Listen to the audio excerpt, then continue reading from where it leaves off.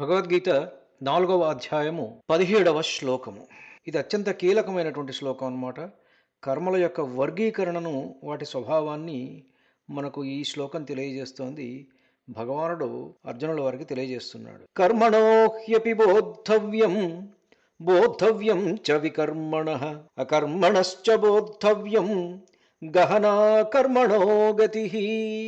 కర్మణ అపి బోద్ధవ్యం, కర్మ యొక్క తత్వమును కూడా ఏమిటో తెలుసుకోవాలి.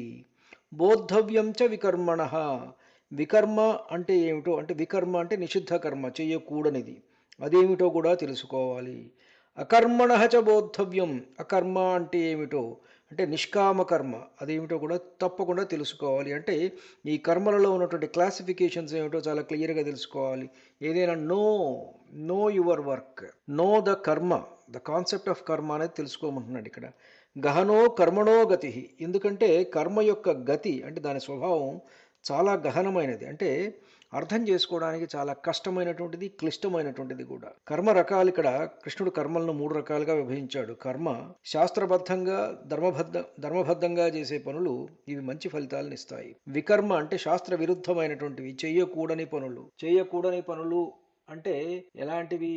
పాపాలన్నమాట. ఇవన్నీ కూడా వ్యభిచారము, హింస, దొంగతనము, అబద్ధము, కపటము, ఇట్లాంటివన్నీ కూడా, ఇవన్నీ కూడా మనిషిని పతనానికి గురి చేస్తాయి. అకర్మ ఇదేమిటంటే ఫలితాన్ని ఆశించకుండా భగవంతుడిపై భారం వేసి చేసే పనులు, ఇవి మనిషిని బంధించవు, మోక్షానికి దారితీస్తాయి. మనోవాక్కాయములచే చేయబడు క్రియలను భౌతికంగా ఛేదించుటనే అకర్మ అని సాధారణంగా లోకులు భావిస్తారు. కానీ ఈ మాత్రం తెలుసుకోవటం వలన అకర్మ యొక్క వాస్తవిక స్వరూపాన్ని తెలుసుకున్నట్లు కాదు అంటున్నారు ఇక్కడ. కర్మ యొక్క గతి చాలా గహనమైనటువంటిది, చాలా క్లిష్టమైనటువంటిది అని చెప్పడంలో ఉద్దేశం ఏంటంటే, మనం చేసే ఏ పని మనల్ని బంధిస్తుందో, ఏ పని మనల్ని విముక్తుల్ని చేస్తుందో నిర్ణయించటం మామూలు వాడికి, సామాన్యులకు అది సాధ్యం కాదు.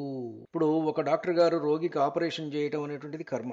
అదే డాక్టర్ గారు కావాలని రోగికి హాని తలపడితే అది వికర్మ, అంటే చేయకూడని పని కదా. రోగి ప్రాణాలను కాపాడటమే లక్ష్యంగా, అంటే ఫలితం లాభం లేదా నష్టం, అది సక్సెస్ అవ్వటమా ఫెయిల్ అవ్వటమా అనేటువంటి తన చేతుల్లో లేదు. Definitely it is not in their hands. భావిస్తూ చేసే సేవగా, సర్వీస్గా భావించి చేసేటువంటిది అది అకర్మ అన్నమాట. శ్రీకృష్ణుడు చెప్పినట్లు కేవలం పనులు మానేయడం అకర్మ కాదు, పనిలో ఉంటూనే మమకారం లేకుండా ఉండటమే అసలైన రహస్యం. అది ధన్యుణ్ణి. నమస్కారం. మీ ఊటుకూరు జానకి రామారావు.